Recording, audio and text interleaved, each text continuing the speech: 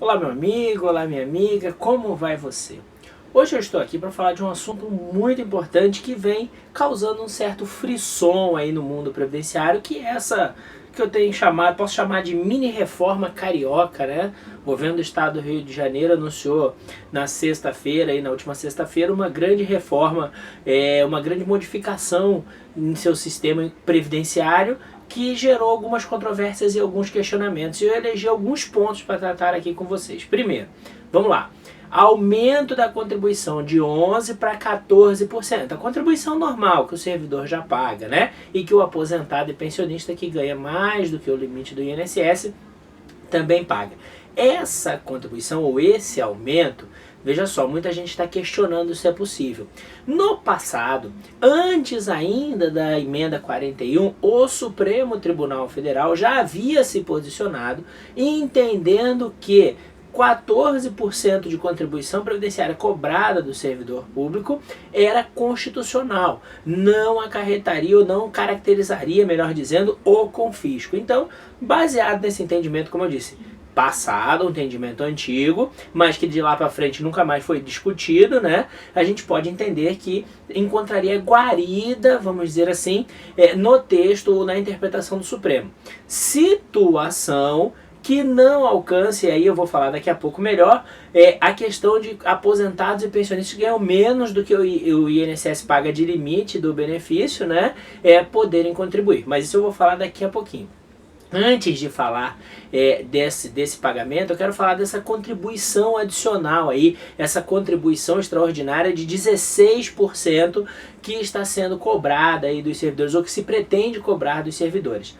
A ideia é financiar, pelo menos a meu ver, o quê? A insuficiência financeira, o passivo atuarial do regime próprio.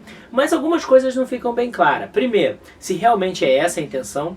Segundo, vai haver contribuição patronal em cima desses valores? Né? Então, esses aspectos não estão bem claros. Isso para não dizer que a Lei 9717 é muito clara ao dizer o seguinte: as insuficiências financeiras são de responsabilidade doente. Não pode ser cobrada a contribuição adicional do servidor para custear o passivo atuarial, que também é uma responsabilidade doente. Então, veja só. A princípio, parece-me que está se agindo de uma forma contrária à lei. O único argumento que poderíamos usar para isso? Solidariedade, né? Artigo 40, caput do artigo 40, melhor dizendo, depois da emenda 41. O regime é solidário, então todo mundo tem que ajudar a pagar a conta.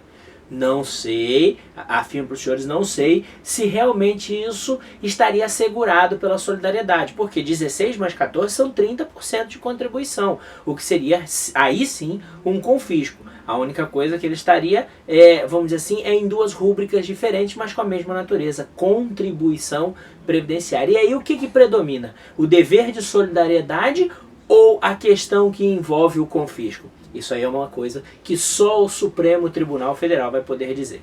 Agora sim, falando dos aposentados e pensionistas que ganham menos do que o limite do INSS. Pelo que eu entendi da matéria, a ideia das matérias que saíram e da explanação que foi feita, a ideia é o quê? É taxar eles também, pelo menos com essa contribuição extraordinária. Vejam só, nós precisamos entender um histórico que envolve as contribuições de aposentados e pensionistas.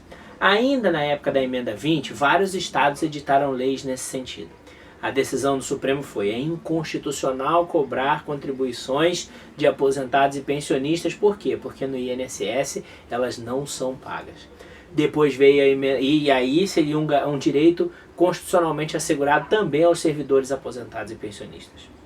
Agora veja só, quando veio a emenda 41, que colocou taxativamente no texto constitucional a questão que envolve a contribuição de aposentados e pensionistas, o entendimento mudou parcialmente, dizendo o seguinte: olha, você pode cobrar dos aposentados e pensionistas, desde que eles ganhem mais do que o limite do INSS, né? O limite de quê? De benefício, né? Por quê? Porque quem ganha menos, você tem que dar um tratamento isonômico, né? Para os segurados do regime próprio e para os segurados do regime geral. Então não se admitiu a contribuição de quem ganhava menos. Tanto é que, em razão disso, houve uma declaração de inconstitucionalidade parcial dos incisos do artigo 4º da emenda 41. Então, se nós partirmos dessa lógica histórica, essa contribuição que vai se exigir de quem ganha menos do que o limite máximo de benefício do INSS será inconstitucional. Esse deve ser o entendimento do STF, tá? Por último, eu queria destacar um outro ponto. Algumas carreiras tinham aumentos previstos para 2017 e 2018, e esses aumentos foram cancelados e postergados para 2020.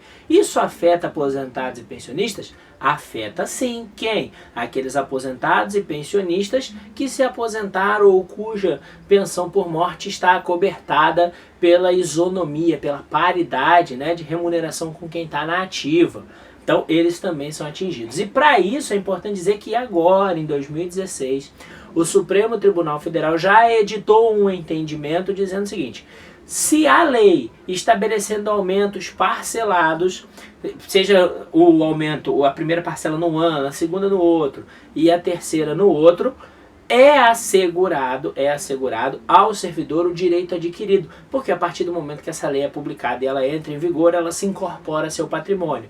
Então, ele estaria coberto e garantido esse direito, mesmo que a previsão fosse para anos futuros. Se é assim, então o servidor da ativa tem direito adquirido, esse mesmo direito adquirido deveria ser estendido a quem? A aposentados e pensionistas que tivessem direito à isonomia. Mais uma discussão que com certeza vai parar no Supremo Tribunal Federal. Enfim, senhores, essas são as nossas considerações sobre essa mini reforma carioca. Vamos aguardar os projetos e à medida que eles forem sendo publicados, nós voltamos a discutir ponto a ponto e aí com mais clareza, já tendo a redação que se pretende estabelecer em lei. Um abraço e até a próxima.